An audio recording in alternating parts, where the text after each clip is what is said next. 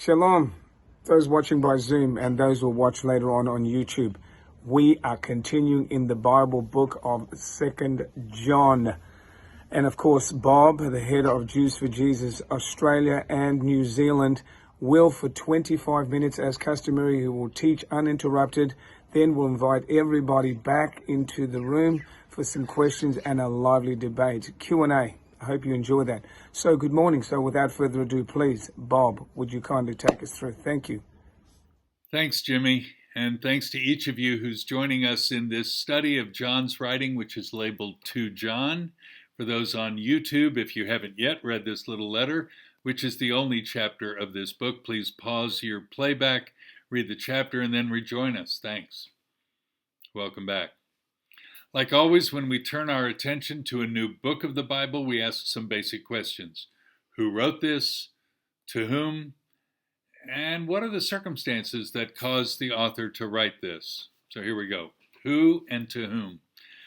The language of the letter is Johannine, without question.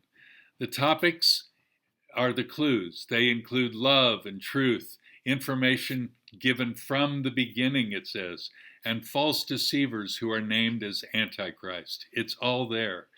And those who've been with us for a few weeks, who studied John's first letter, will recognize those topics. And when you read the second letter, you will agree that it seriously sounds like the Apostle of Love. You are in agreement with most of the commentators out there who say that. The question is asked, why is there any question about the authorship at all? Answer, the opening introduces the author, look at verse 1, as the elder. That's a term never used elsewhere by John of himself. He was already of a rank higher than that. He was an apostle. But I'll explain in a few minutes why I think John used that term of himself as I unpack the topic of the government of the early believers. Okay, so John is the author of the book. And he's the author of the Gospel of John, as well as the book of the Revelation and the other two letters. That is 5 of the 27 books of the Newer Testament, almost 20%. You can't miss that. That's significant. Now the question, to whom did he write this? It says, to the chosen lady. That sounds too mysterious. And so it sounds like a particular woman. The greeting is common in those days, like we see in Titus or Philemon, and thus it makes sense that the word we translate lady should actually be a person. And thus many scholars use the name Syria, C-Y-R-I-A. Sounds like Kyria, spelled with a K in the Greek, but almost everybody says Syria in the pronunciation guides. It's the transliteration of the word lady as her name, so the elect Syria or Curia. It was a somewhat common name in those days, and that works for me. I used to teach and still very much allow for the interpretation that she was a metaphor for the church in a particular area. Perhaps in Turkey, where John longed to visit again from his probable location somewhere in Ephesus. And this is one of the two thoughts most have on this subject, whichever view you take, that it was a particular woman or it represents the community there. The issue is not worrisome enough to supplant us from the study of the content and the purpose of the rest of the letter. All right, what's contained in this little letter? John reiterates 4 topics we're used to reading from him. They were what he would have said were part of walking in the light. What were the 4? Faith itself being maintained. Secondly, obedience to the command to love. Third, rejecting worldly living. And fourth, renouncing sin. So we'll see those again. Faith maintained, that's verses 1 and 2 and 4 and 9. Faith is a big deal for John. Obedience to the command to love, that's verses 5 and 6. Rejecting worldly living, that's verse 7. And renouncing sin, that's 10 and 11. Now, the reason for the writing of this letter is hinted at in this middle section, verses 7 to 11, and it seems that the congregation to whom John is writing is actually doing a great job in hospitality. They were hosting folks who were traveling and speaking, visiting congregations, and keeping the fellowship of the believers intact. If I read this correctly, the hospitality they extended is never criticized, but also allowed for their being vulnerable to infection from wrong teachers. We'll get to that in that section. So let's dig in. Verse 1. The elder.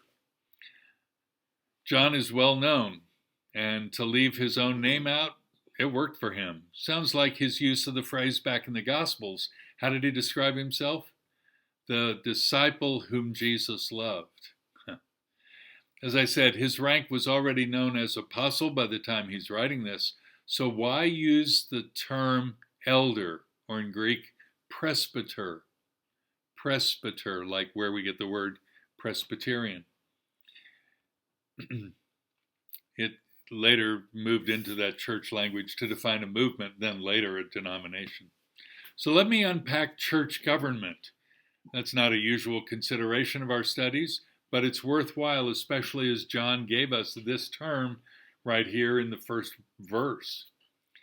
There are three terms used in the Newer Testament that might be confusing if you make them all different. They are elder, shepherd, and overseer.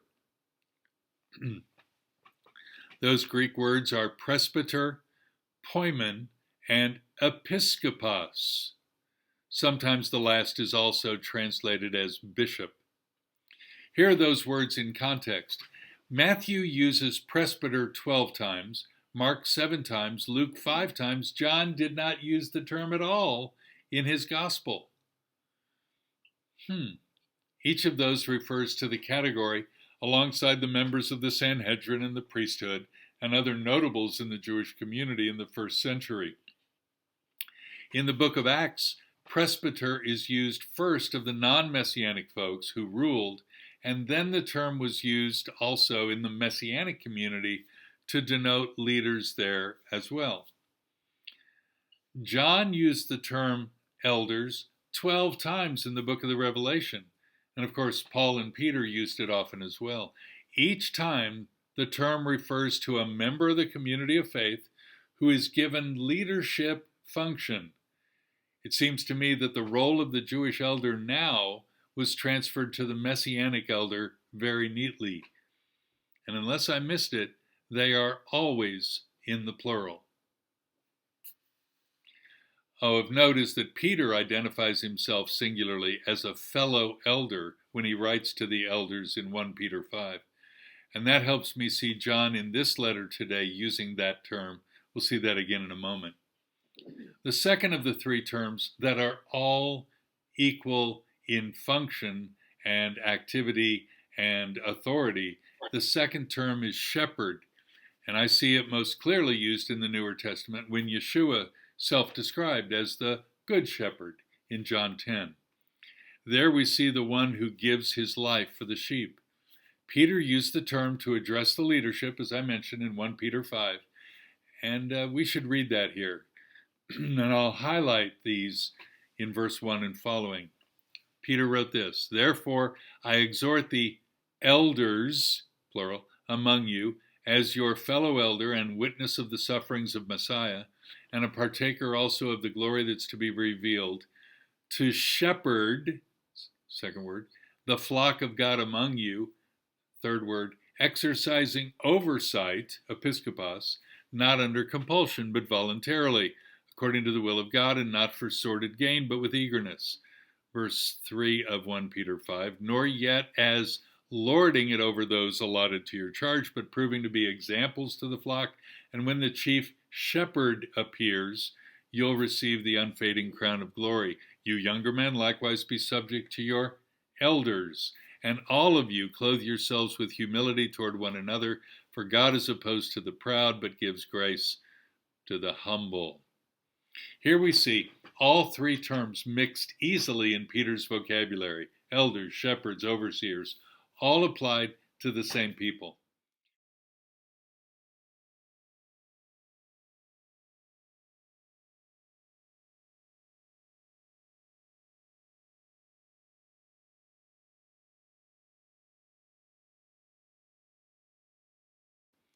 It's an advisory and a teaching based on John 10 and the words of Messiah to Peter, and now Peter is passing those on to the elders under his charge.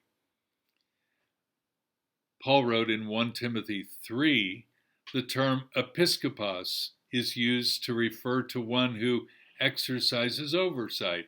Epi, over, skopos, to see over, not to overlook, but to look over.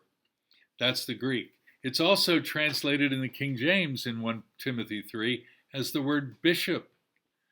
I know some of you belong to congregations where bishops are of higher ranks than elders.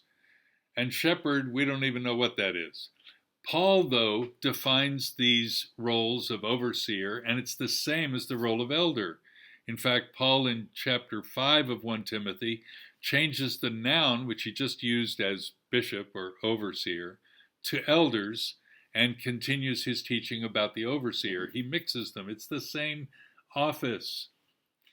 And there really does seem to be two offices in the local community of faith, elder and deacon. Deacon simply means servant, and they were first appointed to support the apostles in Acts chapter 6. The other local office is one of those three terms, and later on in the church, they might have made them layered, but biblically, the elder is the shepherd, is the bishop. One office, different titles, maybe different functions at times, one Lord of all. Back to our text. When John calls himself the elder, he's saying, I'm an authority. Actually, he uses the word the definite article is there. And probably he's the senior member of the leadership team that cares for and shepherds the community represented by the lady or Syria. Remember, Peter called himself fellow elder, and that's likely what John is saying, but the other elders might have honored him as senior, as would be natural in human society, to the eldest among them. The use of elect, verse 1, for Syria, and the use of her children in verse 1 make me think that Syria is a personification of the church, and her children are the disciples she's making each day, each week, each decade. Even if someone sees Syria as a person, her children go well beyond any natural function and represent the church either in her house or more likely the church in its locality there. Smalley, who wrote the Word Biblical Commentary on this chapter book, says, quote, the general character of 2 John suggests almost without question that the letter is addressed to a community and its problems rather than to a person or family. He uses the language to talk about this, which is more appropriate for a church group, verses 1 to 3 and verse 13. The interchange between singular and plural, which happens 6 times, 4, 5, 8, 10, 12, and 13, which points in the same direction. And the reference in verse 5 to the new commandment given by Yeshua to his disciples, which suggests that a congregation is in mind. He goes on and tells more, but I'll end quote there. So verses 1 and 2, John pings his regular theme of truth. John does not alone mention and teach truth, especially the use of the term by Yeshua in John's gospel. But these numbers really matter. You can hear it. Who of the gospel writers talked about truth? Matthew uses the term 1 time. Mark 2 times. Luke 3 times. John 17 times. Get it? John believes the truth matters and that Yeshua emphasized it in his hearing. John uses the word truth 5 times in 4 verses to start right here, 1 to 4. It's as if he's saying, what I'm about to tell you is the truth, the whole truth, and nothing but the truth, so help me God. Personal story. When I was raised as an Orthodox Jew, right here in Kansas City, from where this broadcast today is being recorded, My family raised me to believe and practice the truth, whatever it cost. And my mother would catch me in a, how shall we say, questionable statement and would ask me if I were lying by saying in English and Yiddish, honest emes? Like I would say something, and emes, by the way, is the Yiddish word for the Hebrew word emet, meaning truth. It's as if she were giving me a second chance to fess up to what was apparently to her, obviously, a misstatement. In modern vernacular, we interject with, you've got to be kidding, or for real? In modern Hebrew, we answer with be'emet. It's as if to seal the statement with the honesty label. John is saying that of his letter. It's wrapped in the truth of God, of Yeshua, and of what he had been taught. If John is known for any theology, though, it's not the theology of truth, it's the theology of love. Love is his definition of how we should treat each other. Love is how the world will know if we're his disciples. John alone quotes this from Yeshua at the last Passover Seder. A new commandment, he says, I give to you, that you love one another even as I've loved you, that you love one another. By this, all men will know that you're my disciples if you have love for one another. In Leviticus, we were to love our neighbor as ourself. But in the new agreement between man and God and between man and man, after Yeshua died and rose again, we're to love our neighbor as he has loved us. That's massively different. That's all in. John reminds us that truth is right, yet without love, we're simply a noisy gong of truth-telling. In verse 6, John reminds the lady Syria and the believers in her city that they have learned this lesson of love from the beginning. That's both from John's beginning and the church's beginning. It all starts with God's love. Wasn't he the one who said God loved the world so much that he gave his only begotten Son, that whoever believes in him should not perish but have eternal life? Then verse 6, that you should walk in it. That's an interesting phrase. It's not enough to have a belief in God or a belief in love. It's right that our lives should characterize this belief. That's wonderful. He's basically saying we should walk it out. You've heard this so often that the cliche may make you not hear it any longer. Don't just talk the talk, you have to walk the walk. In other words, words are okay as long as they match how you live. The number one issue most unbelievers have with us, with our faith, with our religion, is not that you believe one thing or another, but that we're hypocrites, that we fall short of our own standards.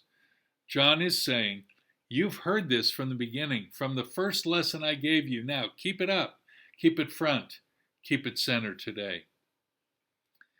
Some of you were with us in the 1 John studies, and you heard the fable, the apocryphal story, told of the old Apostle John being carried into a town to visit. And the crowds came out to meet him who had walked with Jesus so many decades earlier. They cheered him as he was carried on a stretcher into the middle of the gathering. They said, "Oh, great Apostle John, please teach us."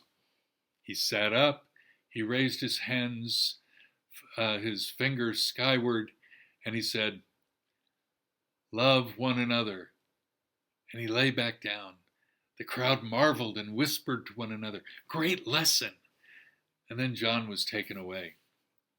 The next week at the gathering, the same scene took place. And again the crowd hushed to hear the declaration by John as he sat up, "Love one another." Again the whisper went one to the other, "Great lesson." Again John was taken away. The third week at the gathering, the same scene. Again, John sat up and declared, "Love one another."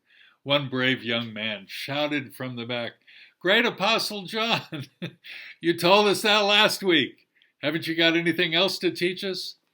The apostle sat back up and said, "Young man, when you practice love for one another, when you learn that lesson, we'll go on to another."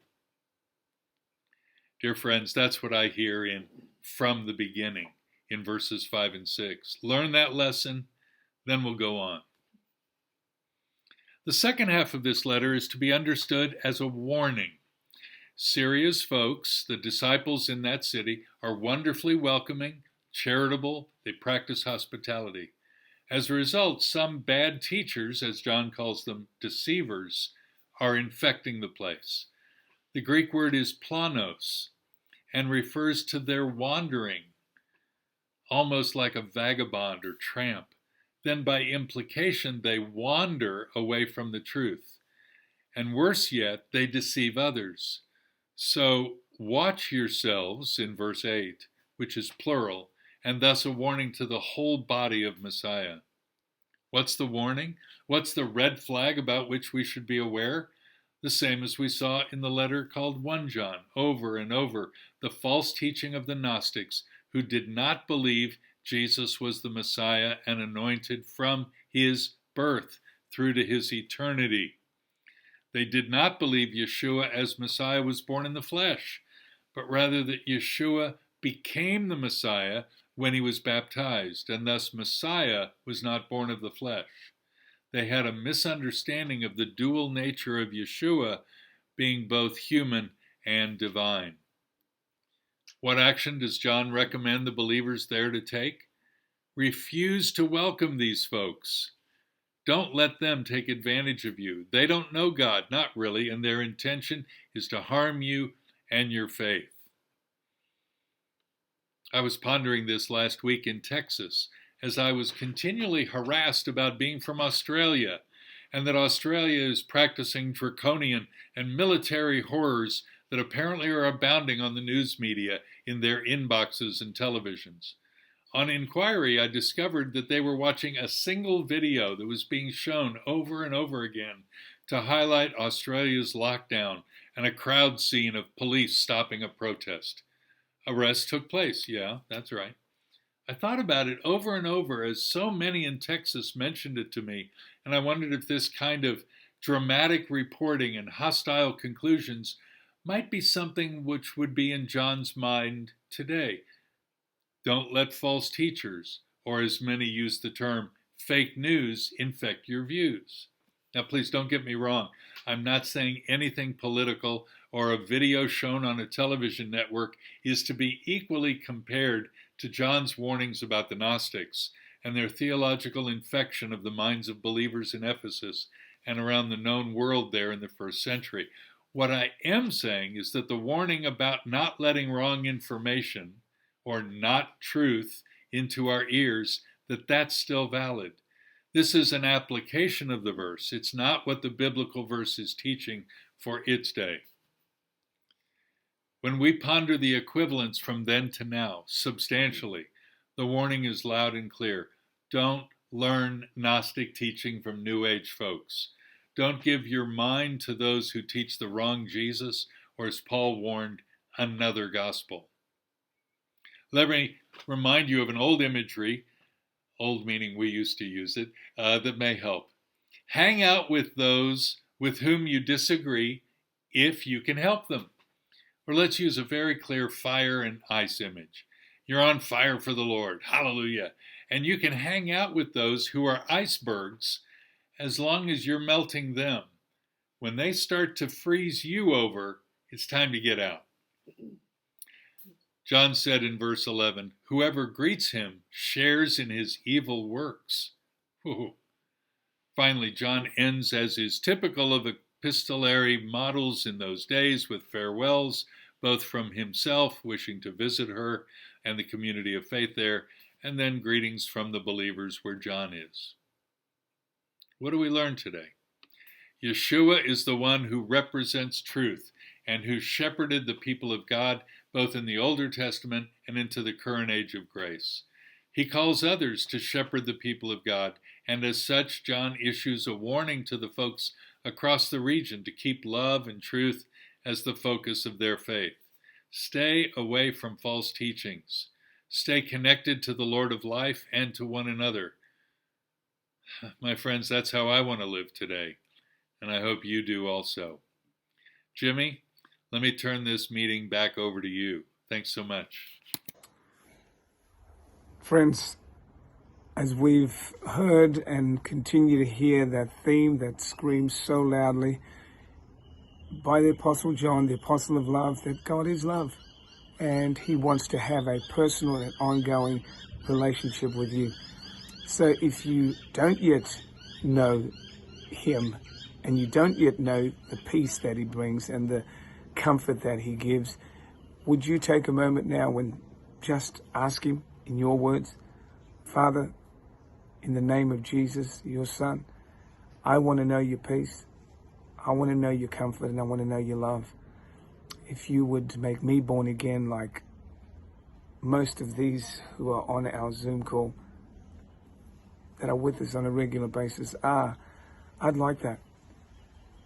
Now, if you've prayed that in your words, and you've asked him, and you have asked him to forgive you of your sin and make you born again, well, please, we'd like to hear from you. Let us know at admin@jewsforjesus.org. Write to us. We'd like to send you some literature. We'd like to pray with you. We'd like to stand with you. We'd just like to be with you in all of this, just like he is, and he promises to never leave you nor forsake you. So do that for us, please. At admin@jewsforjesus.org, write to us. Now, if you haven't yet subscribed to our YouTube channel, you can press the button right below here. Press like, and when you do that, that'll drive people to our channel. Now, that will be good one. Okay, let's continue on next week as we go back into third and final chapter of 3rd John. Bob will continue. We'd love to have you back with us. Look, it's been magnificent. Shabbat Shalom to each and every one of you. Have a wonderful day.